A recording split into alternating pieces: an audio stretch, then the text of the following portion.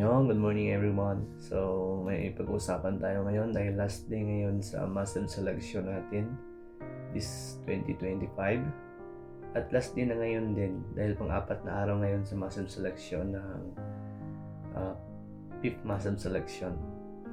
Sana maraming ma-hire ngayong araw na ito mga kabossing dahil 17 countries kasi yung pinagpipilian ng Korean, HRD Korea na mag-hire ng mga employee. So, pag mga kachingo, pag 17 countries yung kinukuhaan ng HRD Korea, possible po na paghahatiin yung quota.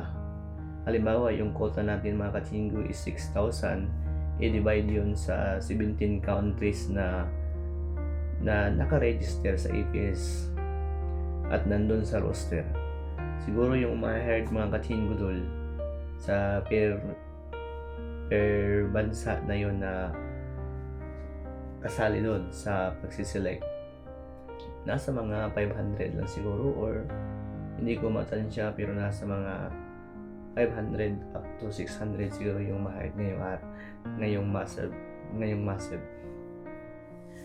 And hoping yung nasa roster mga kachingudul ay tiwala lang kayo dahil darating yung panahon na makukuha nyo din yung inyong mga pinaghirapan. Dahil sa roster talaga ang tunay na labanan. Yung register, exam, skill test, yun ay patunay na nakipagsapalaran ka. Pero pagdating mo sa roster, yung nandun ka na pagpipilian ka na ng sadyang name, ay tunay yun na laban. Kumbaga parang champion ba na sana manalo tayo nito ngayon, ganon. And hoping na maraming maselect. At sa mga nakalang araw, congratulations sa inyong lahat dahil marami na din yung na-hire. Siguro mga nasa 400 to 5 na siguro yung mga na-hired na APS aspirant na galing din sa Pilipinas. And hoping pa ngayon araw na ito ay marami ding ma-hired para naman makapunta at makapagtrabaho dito sa bansang South Korea at masilayan nyo kung ano ang kagandahan ng South Korea. At sa mga naghahangad, patuloy lang sa pag-aaral dahil hindi nyo makamit yung mga pangarap nyo sa buhay kung hindi nyo yan pagpursigihan. At tiwala lang kayo sa Panginoon na ibigay sa inyo yung inyong mga pangangailangan. Kaya payo ko lang sa mga APS aspirant, huwag malungkot na hindi pa na-select ngayon dahil darating yung araw na masiselect din. Okay. Dahil nga sa mahina na marami na yung countries na nakikipagsapalaran din na makapunta dito sa bansang South Korea. Pero ganun pa man mga kachingudul, huwag tayong manghinaan ng loob.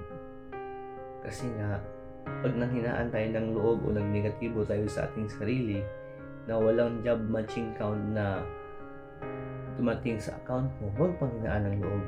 Kasi kung para sa'yo yan, ibibigay yan ng Panginoon. Ganun talaga ang buhay. Kailangan nating magsikap, magpursigi, maghintay. Dahil kung maghintay ka mga kachingudul ay worth it talaga yung ibibigay ni Lord para sa'yo.